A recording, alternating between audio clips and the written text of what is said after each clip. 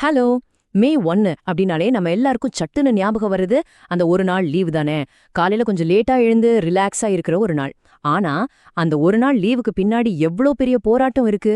கொஞ்சம் வியர்வை, நிறைய இரத்தம், இதெல்லாம் கலந்து ஒரு ஆழமான வரலாறு இருக்குன்னு உங்களுக்கு தெரியுமா? சாதாரணமா நம்ம நினைக்கிற இந்த நாளுக்கு பின்னாடி இருக்கிற அந்த வலியும் உழைப்பும் என்ன? வாங்க, இந்த தொகுப்புல அந்த வரலாற்று பக்கங்களை கொஞ்சம் புரட்டி பார்க்கலாம். ஓகே. முதல்ல நம்ம ஊர்ல ரொம்ப நாளா இருக்கிற ஒரு சின்ன குழப்பத்தை கிளியர் பண்ணிடுவோம். உழைப்பாளர் தினம்னா அது தமிழ்நாட்டுல மட்டும்தான் கொண்டாடுறாங்களா? குறிப்பா நம்ம ஊர்ல இருந்தே வெளியூர் போய் வேலை பார்க்கறவங்களுக்கு இந்த டவுட் அடிக்கடி வரும். இது நம்ம ஸ்டேட்டுக்கு மட்டும் உரிய ஒரு ஃபெஸ்டிவலான்னு கேட்டிங்கன்னா கண்டிப்பா கிடையாதுங்க. அப்புறம் ஏன் இந்த குழப்பம் வருது? அதுக்கு நாம இந்தியாவுல ஹாலிடேஸ எப்படி பிரிச்சு வச்சிருக்காங்கன்னு பார்க்கணும். நம்ம நாட்டுல ஜான்வரி 26, ஆகஸ்ட் 15, அப்புறம் அக்டோபர் 2 இந்த 3 நாட்களை மட்டும்தான் கட்டாய தேசிய விடுமுறை நாட்களா அறிவிச்சிருக்காங்க. மே 1 மாதிரியான நாட்கள்ல அந்தந்த மாநில அரசுகள் முடிவு பண்ற பொது விடுமுறை நாட்கள்ல வந்துடும். அதனாலதான் இது நேஷனல் ஹாலிடேயா இல்ல ஸ்டேட் ஹாலிடேயாங்கிற ஒரு சின்ன கன்ஃபியூஷன் நம்ம மக்கள் மத்தியில இருக்கு. ஆனா நிஜம் என்னன்னா, இந்த லிஸ்ட பாத்தீங்கன்னா உங்களுக்கே புரியும். உழைப்பாளர் தினம் தமிழ்நாடு மட்டும் அல்லாம கேரளா, கர்நாடகா, ஆந்திரா, தெலங்கானா, வெஸ்ட் பெங்கால், மகாராஷ்டிரான்னு இந்தியாவோட பல மாநிலங்கள்ல ரொம்ப சிறப்பாவே அனுசரிக்கப்படுது. சோ இது ஏதோ ஒரு ரீஜனல் ஈவெண்ட் இல்ல, இந்தியா முழுக்க இருக்கிற உழைக்கும் மக்களுக்காக அர்ப்பணிக்கப்பட்ட ஒரு ரொம்ப முக்கியமான நாள். என்னதான் இந்தியா முழுக்க இதை கொண்டாடினாலும் ஒரு விஷயத்த நாம ஒத்துக்கிட்டு தான் ஆகணும். தமிழ்நாட்டுக்கு இந்த மே 1 கூட ரொம்ப ஸ்ட்ராங்கான ஒரு ஸ்பெஷலான வரலாற்று தொடர்பு இருக்கு.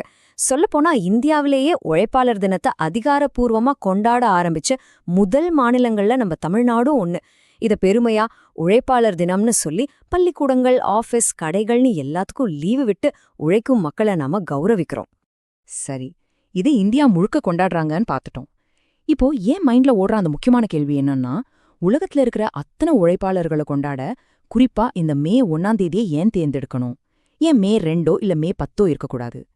இதுக்கு பின்னாடி இருக்கிற காரணம் உண்மையிலே ரொம்ப ஆச்சரியமானதும் கொஞ்சம் அதிர்ச்சியானதும் கூட. அந்த காரணத்தை தெரிஞ்சுக்க நாம அப்படியே ஒரு டைம் மெஷின்ல ஏறி 1886ஆம் வருஷத்துக்கு போகணும். இந்தியாவை விட்டு கொஞ்சம் அமெரிக்கா பக்கம், குறிப்பா சிகாகோ நகரத்துக்கு போகலாம் வாங்க.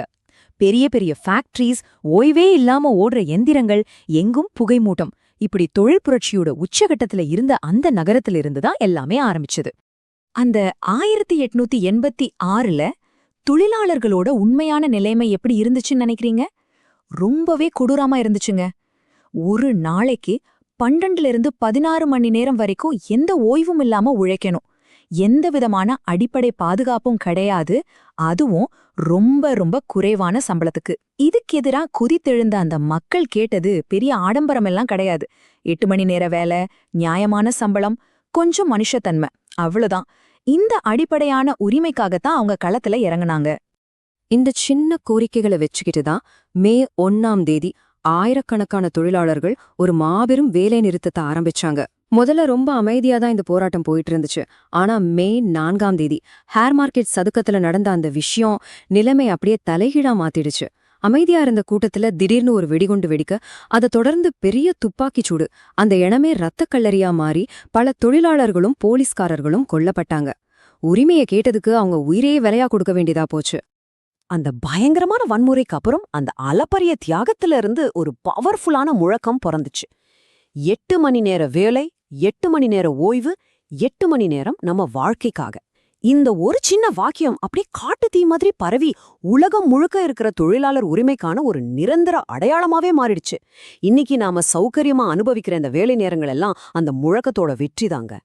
சோ இந்த முழு தொகுப்புலேருந்து நம்ம தெரிஞ்சுக்க வேண்டிய விஷயம் என்னன்னா, மே 1ஆம் தேதிங்கிறது வெறும் லீவ் நாள் கிடையாது. அது நம்ம சமூகத்தோட நிஜமான முதுகெலும்பா இருக்கிற உழைப்பாளர்களை மதிக்கிற நாள். இந்த உலகத்தை இவ்வளவு அழகா மாத்தின அவங்களோட வியர்வையும் தியாகத்தையும் நம்ம கட்டாயம் நினைச்சு பார்க்க வேண்டிய ஒரு வரலாற்று நாள். நவீன இந்தியாவுல ஆரம்பிச்சு 1886 சிகாகோ வரைக்கும் வந்த நம்ம பயணம் இப்போ முடிவுக்கு வந்துருச்சு.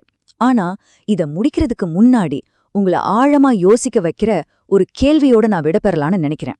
1886ல வெறும் 8 மணி நேர வேலைங்கிற உரிமைக்காக அப்பாவி தொழிலாளர்கள் தங்களோட உயிரே தியாகம் செஞ்சிருக்காங்கன்னா, இன்னைக்கு நாம ரொம்ப சாதாரணமா எடுத்துக்கிற நம்ம நேரத்தையும் சுத்தி நமக்காக உழைக்கிறவங்களோட வியர்வையும் நாளைக்கு நீங்க எப்படி மதிக்க போறீங்க?